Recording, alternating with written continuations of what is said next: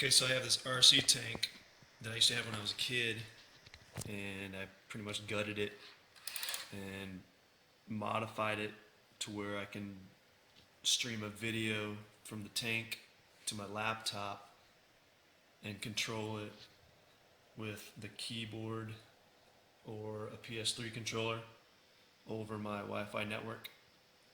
You see the power button glowing. I have a cooling fan. I hooked up a display to get the IP address for when you first fire it up. And it has a camera module. And it's actually running right now. Let me show you real quick. What is this? So you can see the video is pretty responsive.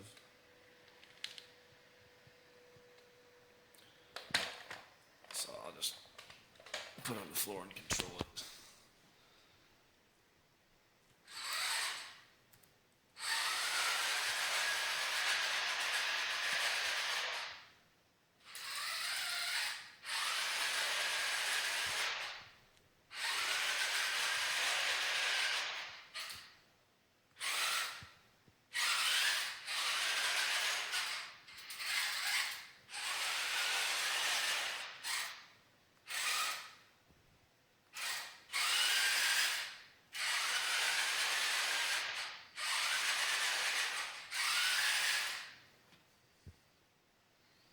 You can see it on the screen or not.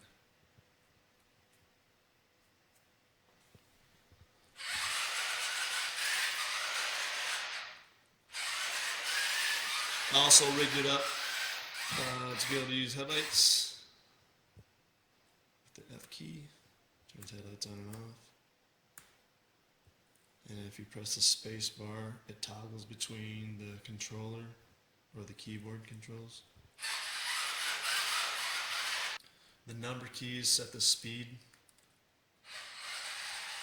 You want it to go slow or fast.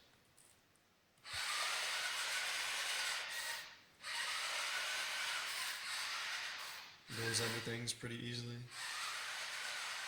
On the couch. Turn headlights on. They're actually blue. Didn't have any white lights.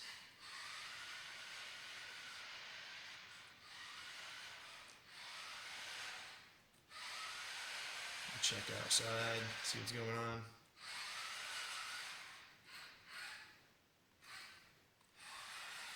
Looks like it might start raining. And there's me and Paco. What's up? Okay, so I got it working with the PS3 remote. You see, it's pretty responsive.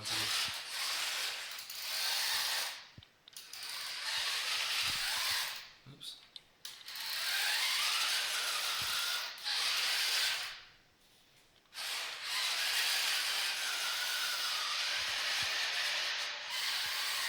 And if you run out of range with the Bluetooth, which that happens often, you just go into keyboard mode. Oops.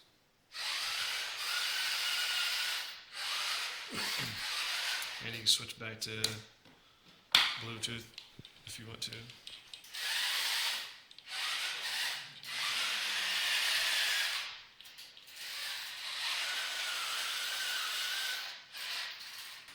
Also programmed it to take a photo. If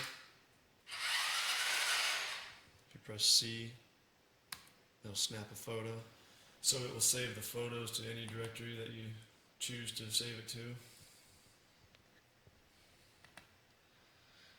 So here's the photo that we just took.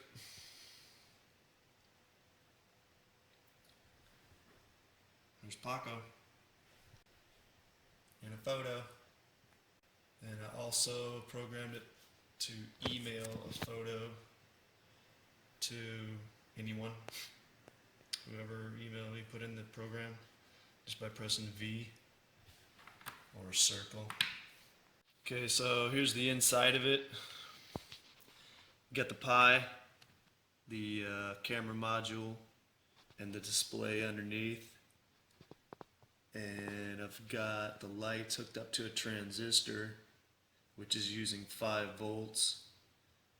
And I have it, I have the middle pin of the transistor going to one of the GPIOs, which I control in the program to turn the lights on and off.